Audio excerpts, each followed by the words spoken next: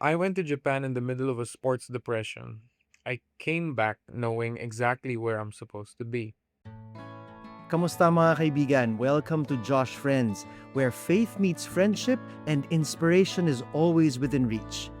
Ako po si Father Migs Ramirez, and as we step into another year together, I'm so glad you're here with us. For those just joining us, think of this as your spiritual tambayan, a place where we gather to share stories of faith through the amazing collection from JESCOM exclusives, Stories of Faith. Whether you're a long-time listener or this is your first time here, tuloy po kayo. Part na kayo ng barkada namin. Each episode, we invite friends of the Jesuits to share something special from the JESCOM Exclusives library. Readings from our books, song lyrics turned into poetry, and words that might be exactly what your heart needs to hear today. So, sit back, relax, and let's dive into another episode of heartwarming stories and uplifting messages. Are you ready? Let's go! Hi, my name is Callum Roberts, 20 years old, a Filipino British wrestler, grappler, and coach, and somebody who's learned the hard way that the mat gives back exactly what you bring to it. A friend sent it to me, just dropped it in the chat. Ignite, from what I remember, performed by Where's the Sheep. No context, no explanation, just a random link. I almost scrolled past bit because he sends me all sorts of stuff, really. But this one was calling to me. I listened to it. Only you can break these bones. Only you can hear my call. Only you can take me home. And this life, I will surrender to your love. I wasn't expecting it to say anything to me. I'm not someone who, goes looking for that kind of thing. But somewhere between the loss of the match that brought me back, this song found me through someone who knew me well enough to just quietly send it. And it named exactly what I had been living through, but just couldn't really put it into words. Surrender. Every athlete hears that word and flinches, but the way the song carries it, it doesn't feel like losing. It feels like finally putting down something, you've been carrying for so long. It's been so heavy. I started Brazilian Jiu-Jitsu at 17, not because of a plan. Something just clicked the first time I stepped onto the mat, and I just couldn't stop from there. When I go like a few days without training, I feel like I was actually going insane. I don't know why, because it at some point it stopped being something I just do. It started being somebody who like it started being a part of me basically. But sport has a way of testing exactly that. The thing you love the most becomes the thing that breaks you first. There was a period not long ago where something underneath the drive had gone quiet. I was still showing up, still packing my bags, still doing my routine, my laundry, the whole shebang.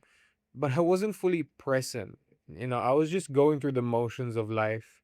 I used to be completely sure about everything, but it was just filled with filled with like, questions and just rethinking everything.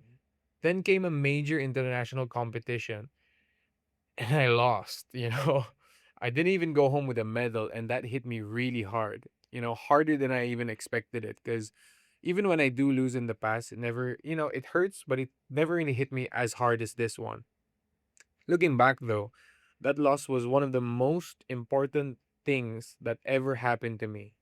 It forced me to see the weaknesses in my game, and more so, it forced me to look at myself, not as just an athlete, but as a person, living his life, still figuring out what he's actually fighting for and what he wants in life.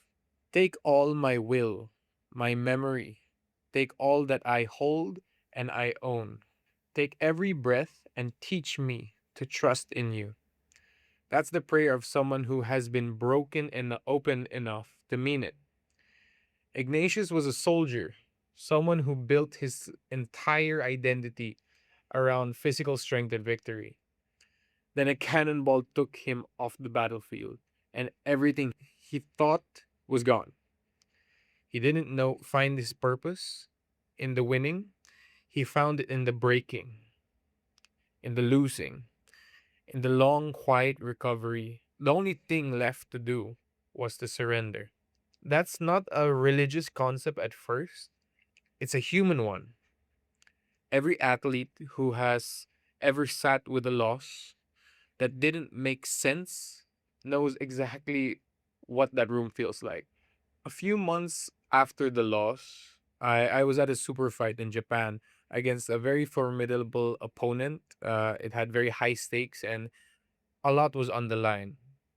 But it felt different, something shifted. That match was one of the most confident and free I've ever felt while competing. Not because the nerves were gone per se, but I still get nervous before every fight, and I don't think that will ever go away. The nervousness, the anxiety that will always be there. But I had to learn that it's what you do with that and like anxious energy and nervous energy. It's up to you whether it helps you or it what destroys you or what holds you back. And that day, standing on the mat, I was flying. It helped me so much. I came back from that match knowing something I couldn't have known before the loss, before the quiet, if that makes sense.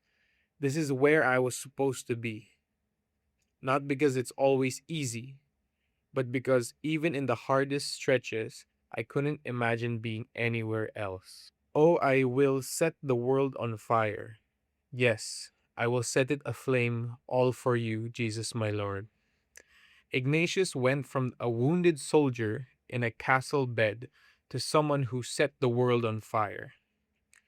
Not with weapons, but with the service, with radical openness to whenever God was sending him next.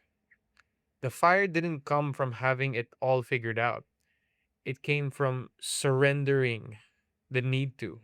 Callum is 20.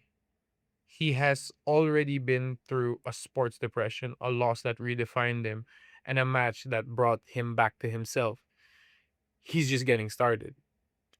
That's the invitation Ignition Month holds for all of us. Not to wait until the nerves are gone or the path is clear, but to show up, release the outcome, and trust the one who placed you on this mat knows exactly what he's doing. This July, we enter Ignatian Month.